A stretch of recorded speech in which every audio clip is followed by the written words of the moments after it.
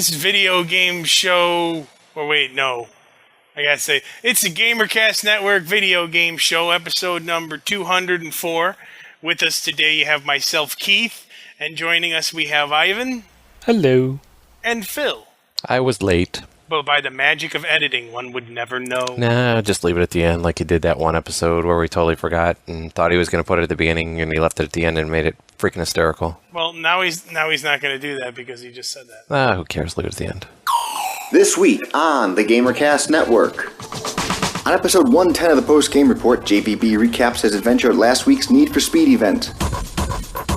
On Sarcastic Gamer Pink, the crew discusses Deathspank, Connect, and Transformers War for Cybertron. Discover the community that brings you all these great podcasts and more at GamerCastNetwork.com. On the off chance that Phil decides to show up. What time did he start his raid? Come on, he's got to be on time. Not that it matters, though. No, it doesn't really. It was like 4 o'clock when he started spamming our guild chat if anyone else wanted to join him. So I'm only assuming that that's what he's doing and why he's late. Chat call. No, that would be a new one. I think you can add people from your call even though we're in ours, right? Hell yeah. Okay, so if he shows up, we'll just do it that way. This is dumb. I'm glad that I figured out how to do a conference call with multiple people, but I don't see any way to add people.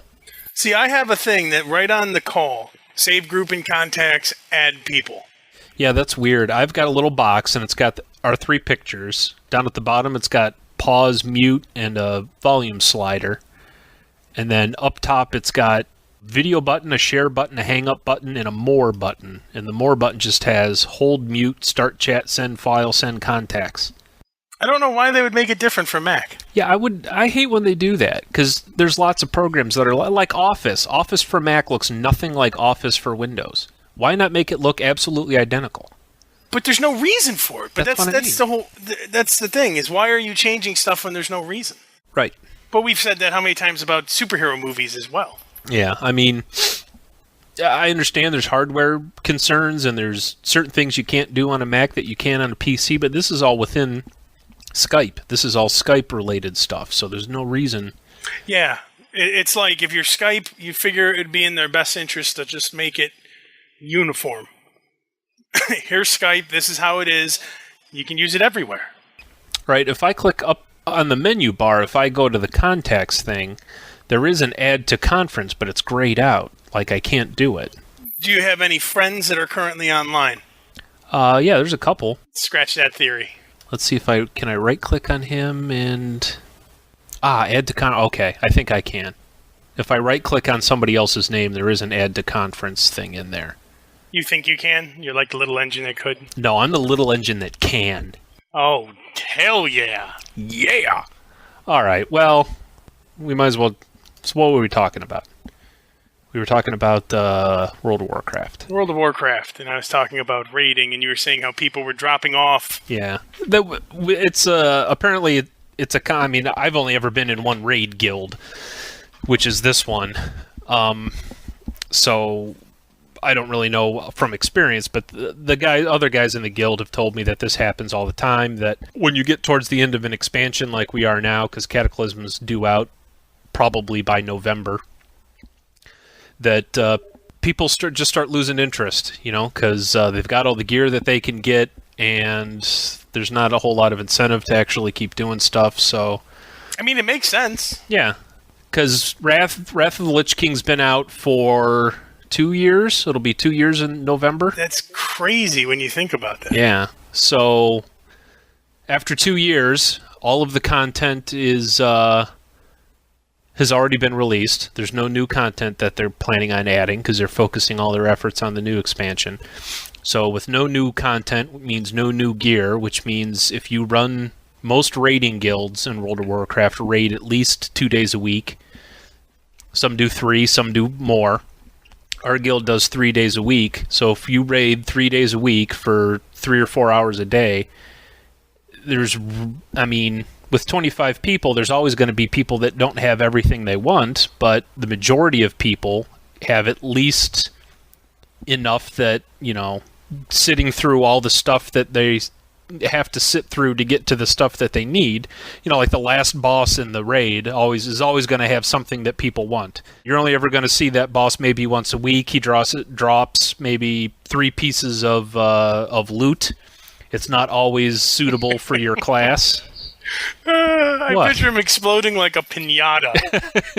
The way you say that. And 3 pieces of loot fell out of him.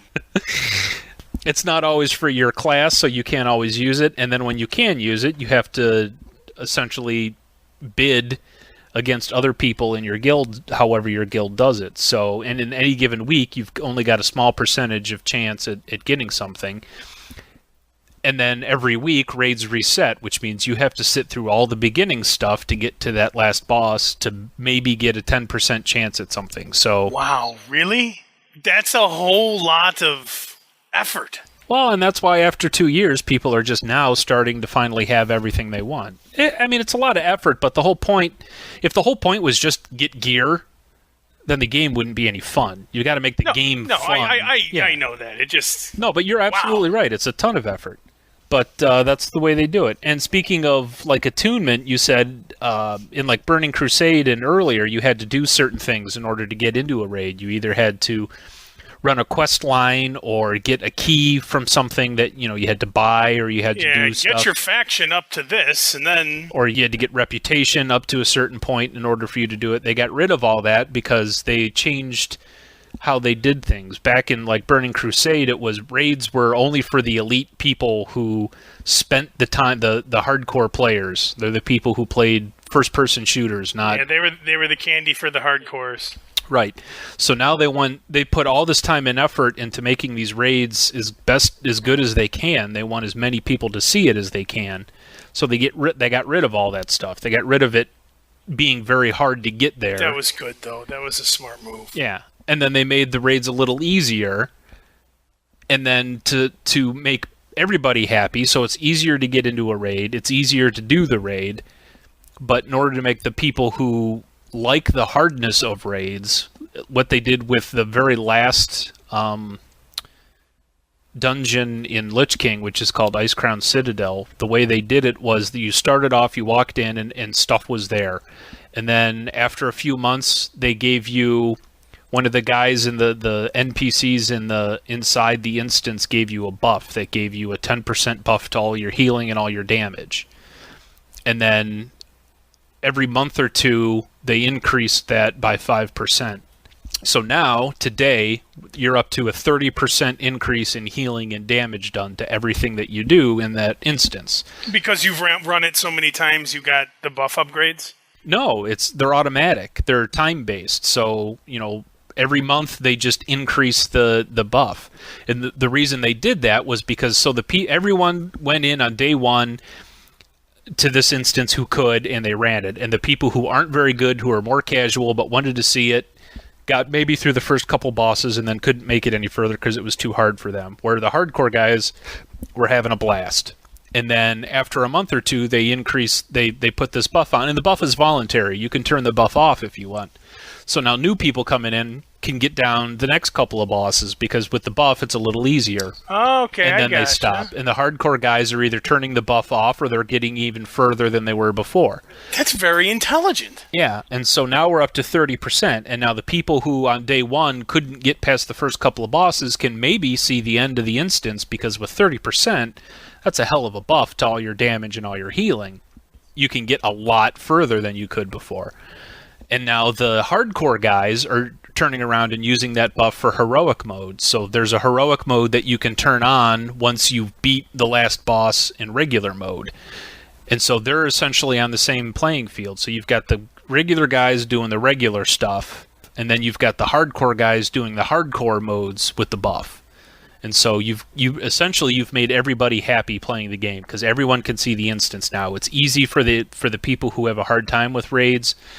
And the hardcore guys are doing these hardcore modes, which are just usually the bosses do different things, or they do more of them, or they have more health, or they do more damage. You do more things in the name of evil. Yeah. So, it makes everyone happy. Right on. And I gotta say, I like the idea of being able to be a goblin. Because my dude was supposed to be a goblin. Yeah, goblins will be cool. And then the Alliance are getting the Wolfmen. Actually, it's a little disappointing because goblins are okay. I don't mind goblins, but no, but they're nothing. That was a natural progression. They didn't have to do much for a goblin. Yeah, because there's goblins all over the game already. There's been goblins in the game since day one as NPCs. You've seen them all over the place. But these Wolfmen guys are essentially brand new. And they're going to be kind of cool because you can walk around as a human or you can walk around as a Wolfman. And they get top hats. Because they're fancy. They do? They get fancy Wolfman top hats? You have to do a quest, I guess. But yeah, well, so the background for these wolf guys is that there's this city located way down south in this continent that's been locked away. And it's actually always been there. There's always been this huge wall. So, it was never a finished area, but it was always implied that there was this area there. So these people have been locked away in this little city for God knows how long. And so the history or the lore of these people is that they were infected by this disease that turned them all into werewolves. And it's kind of this old world Victorian style English city. So everyone walks around with top hats and canes, and all the buildings are all Victorian buildings and everything. And they've been locked away for so long that, essentially their race and their culture never advanced like the rest of the world because they didn't have any of these outside influences coming in. So here's this old world Victorian style city with all these people infected with this disease that turns them into werewolves. And finally, in Cataclysm, something happens that I guess we'll find out that opens the doors to these cities, and now they're exposed to the rest of the world for the first time. And that's how you get to play these guys as a playable race. And yes, there's a quest. That's so much cooler than Goblin. Yeah. And there's this quest you can go on to get yourself a fancy top hat that you can wear around when you're in human form. You know what, dude? I gotta say, though, if I was a werewolf, I'd be rocking a top hat, too. Yeah, I know. Yeah, I'm not sure how that works. I don't know if you can wear the top hat as the wolf. I would hope that you could. That would seem silly, but yes, I'm rather fond of it. Now, I know we haven't talked about it yet, but Alien Swarm. Alien Swarm's pretty good. I played a little bit with you, and then I played a little bit with the people in my WoW guild. There's a couple of guys who were playing it, so I've played twice with them and once with you. And it's pretty good. I like it. It's pretty good for a game that Valve threw together. Yeah, just kind of like here's a game. Yeah, it's like an experiment. Like, we thought about making this new game. It was a mod that some community people made, and they did such good work, we decided to hire them and turn their mod into a full-blown game. So we kind of threw it together, and we're going to put it up there for free and see how many people play it. And if there's lots of interest, maybe we'll support it with, add-on packs and maps and expansions and sequels and that kind of thing. And from what I've heard from people who've played it, everyone loves it. It seems like it's a hit. I don't know how many downloads it's gotten or anything like that, but it's very much like Space Hulk. For those that don't know, Space Hulk was an old computer game where Warhammer 40,000, where you were basically in Terminator armor in a big dead ship, and all these little, well, not little, but alien things were swarming out at you, and you had to get through the different levels and not get eaten. I don't know that I've heard of it, and I knew about it, but I never actually played Space Hulk. It was a lot of fun, but it's very similar to that. But like we were saying earlier, the part that's kind of a pain in the rear to get hold of is the friendly fire. Because so many games you do like that where it's top-down just simply don't have friendly fire. And it's a fast-paced game, so it gets cramped quick. It gets cramped, and then as you level up, you get access to all these different guns that do different things. I know the special weapons guy at level 18 or something gets access to essentially it's a chain gun, a mini gun, and that thing sprays bullets all over the damn place, and it's pert near impossible to not shoot your teammates. But I'm definitely liking it. For anyone that hasn't played it, it's free to download, so go download it. But it's a top-down overhead view. WASD moves around, mouse all around the field is where you're going to shoot. Yeah, it's free for now. I don't know if they always intend for it to always be free, or if they... I would buy that if they tacked the fee onto it, though. Yeah. Well, and they may do something like it's free now, and then if they have a bunch of expansion packs that they're planning on releasing, if it's doing well, which it clearly is, maybe they'll release those along with the original game and charge for that, and have it be cheaper or something for people. You know, if you already have the game, maybe you only need the expansion packs and it's a little cheaper. So there's no reason not to download it now because it's for free. Here comes Phil. There's Phil. Hey, Phil. What does Phil think of Alien Swarm? Alien Swarm is very fun. It's very addicting too. I've really only gotten to play about 4 hours in. I haven't finished a complete mission, but I've gotten through a few stages in the first mission. So far, it's pretty cool. It's hard, though. I shoot my friends a lot. It's a good thing I'm a medic. Yeah, I tend to play medic a lot just because of that reason too. If you haven't leveled up enough, Keith, you get access to a healing gun, much like Borderlands. Have you gotten that far? No. I don't know what level it is, but so instead of dropping the little bubbles that people have to stand in to heal... I could just shoot you. Yes, there's a shooting gun. You have to, chase them around, and you can shoot them while they're shooting other stuff. You can shoot them with your Healy gun. See, that would be cool. So I got something to strive for. And it's a gun, so you can have both. So when a boss fight or lots of stuff is around, you can drop your healing bubbles that people can stand in, and then you can run around and shoot your healing gun at people to top them off, kind of thing. Now, can it still kill aliens? That I don't know. I haven't actually played the medic. I usually play the engineer class because I like doing the little mini games to unlock doors. And then I played the special weapons guy for a while once I got the minigun because I wanted to try it out. So those are the only two classes that I've tried. I haven't tried the medic yet. Yeah, I haven't gotten very far myself. I think I'm 40 experience points away from level 20, I think. Oh, wow.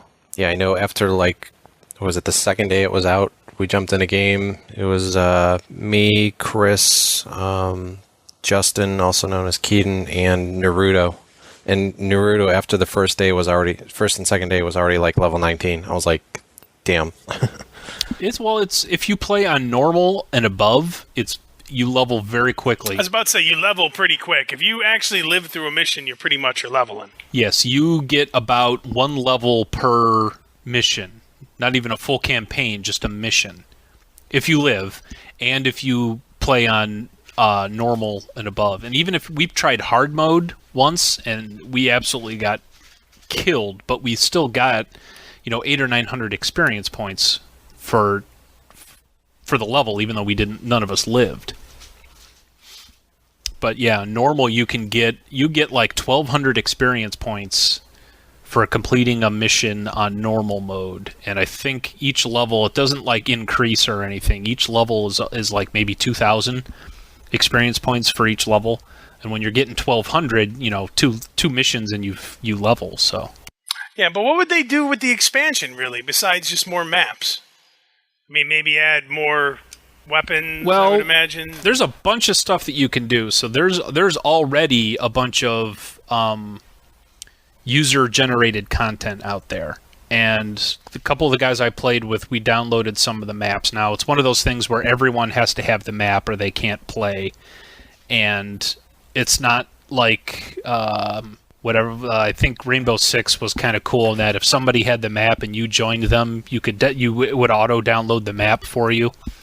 Everyone has to go out and download the zip file and unzip it into the map folder and that kind of crap. But so there's already different maps you can do. One of them, they have a horde mode, which is essentially live for 10 minutes, and it's this kind of office building type thing, where there's really no good place to hole up because, there's 3 or 4 entrances and exits to every room, so there's really no place to hide.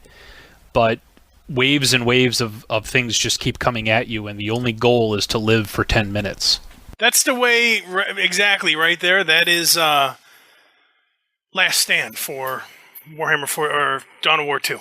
Where it's just, you're just trying to see how long you can survive, and that's really all it is. Yeah. Now, the biggest problem we found with those things is you don't earn any experience at all. Oh, that sucks. Oh, really? From user-generated content. At the bottom of the screen after you finish one, it says, you must play official maps or something like that to earn experience points. You get experience points for something, I don't know what, but it equals about 25 experience points for each mission you complete. So there's maybe it's achievements or something. Like if you earn an achievement while you're playing a user-generated map, you still get the experience points for it. But yeah, you don't get any XP. So it's one of those things where once you get to your max level and you feel like there's nothing you can do anymore because you've played all the levels a bunch of times and you're leveled up and you've got all the gear, you can download all these maps and you can still play those. So that would be something they could do with an expansion or something, or just a map pack, release a bunch of different maps. Oh, it's fun. I approve. If they charge for it, I'll throw money at them. Oh, absolutely. Yeah, and Valve's usually good about their stuff. You know, they don't overcharge for things. Even like their well, actually, they don't. I was thinking of Borderlands, but that's not Valve. All the map packs and stuff for like Left 4 Dead are always free. So, yeah, if they charge $5 or $10 for a map pack, I'd be willing to throw that money in there. Yeah, just because, that's a good little... I don't know if you can really classify that as an independent game, though. No, I think it was, like I said when we first started, somebody had mentioned that it was a mod for Half-Life 2 or something like that, or something similar was a mod, and they hired those guys at Valve to create Alien Swarm. So, yeah, it's definitely not independent because it was produced and created by Valve, but I think it was mainly... most of the ideas and everything were created before by people who worked outside of Valve, so it kind of is, kind of isn't.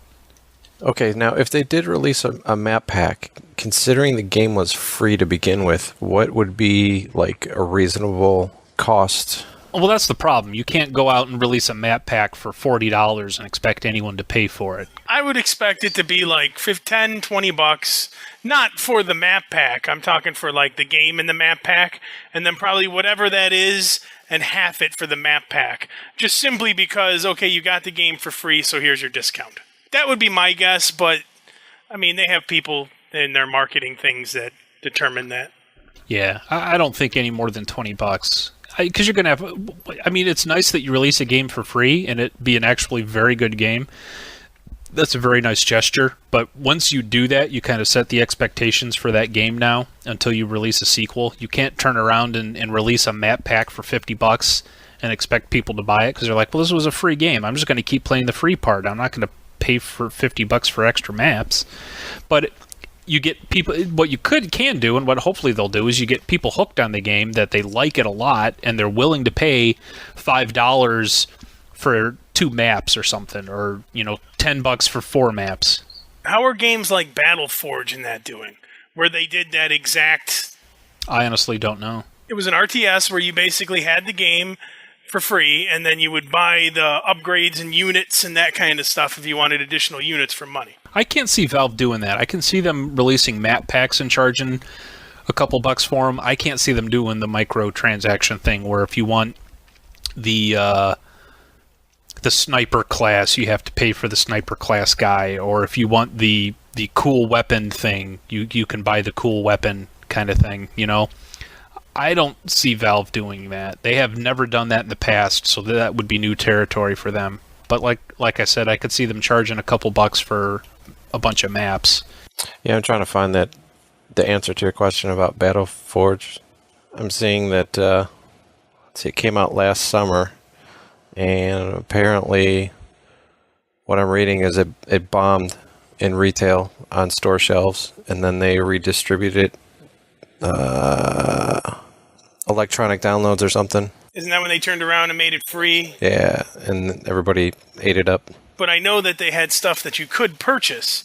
I'm just curious how that purchasable stuff was. That's hard to say. Purchasable. Okay, purchasable? Maybe it's not. It just sounds purchasable. Purchasable. Guess it's not hard to say. It just sounds funny. I was looking at Blizzard at Diablo 3 and the Witch Doctor. They made the guy look like he has Parkinson's. Nice. Like, the chick's just standing there, and the guy has, like, one of them chin ring things, like, nose ring thing, and he's sitting there, like, twitching like he's got Parkinson's. Great. I want to make a witch doctor and name him Michael J. Fox. Oh, dude, that's wrong. Why is it wrong? Making fun of the I'm not making poor fun. man's condition. I'm honoring You're honoring. the Teen Wolf, man. He was the Teen Wolf. He was the original Teen Wolf. Him and Jason Bateman. Yeah, Bateman was the other guy. And Boof. I wonder what that actress's name was. Boof? Yeah, the chick that played Boof. From Teen Wolf. Boof was his friend. The chick friend he had. She was the stereotypical 80s chick friend. Yeah. And then, of course, when Hot Chick finally likes Teen Wolf rejects Hot Chick for Friend Chick, which is Boof. Because that's how all those movies went. You had dude who wanted Hot Chick and had, hot friend that they tried to make look unattractive. And then, there's some kind of test of strength or will or something. And then dude triumphs, of course, with the help of friend Hot Chick that's tried to made to be not hot. Hot Chick tries to come on to him. He rejects that for friend Hot Chick. And the movie ends happily. Usually with them driving away or leaving in something that they both built together. So it looks like Lisa Boof Marconi was her character's name. Her real name is Susan Ursidi. That name will never be said again. Yes, and she did about 10 things in her life and hasn't done anything since 1997. But she did Teen Wolf. That's got to count for something, man. Indeed. I want to see. I don't even remember what she looks like. Neither do I. And since I'm not sitting at my computer anymore, I can't look. Yeah, there's no photos of her. And the most recent thing she did was in 1997. 976 Wish. Sounds like a dirty number. All right, well, that's 35 minutes of recording. Should we stop? Do we have anything else to talk about, really? I don't particularly have anything else either. I haven't touched Alan Wake. Nope, neither have I. You, have it too. You were just kind of waiting to play it with Mary. Yeah, that's Mary's fault. Okay. Nice. We'll blame Mary. All right, we'll stop there. Don't hit stop yet because, we gotta do an intro. yeah, this is for Chad. We never did an intro, so someone do the intro. This video game show... Or wait, no. I gotta say, it's the GamerCast Network video game show, episode number 204. With us today, you have myself, Keith, and joining us we have Ivan. Hello. And Phil. I was late. But by the magic of editing, one would never know. Nah, just leave it at the end like he did that one episode where we totally forgot and thought he was going to put it at the beginning and he left it at the end and made it freaking hysterical. Well, now he's not going to do that because he just said that. Who cares? Leave it at the end.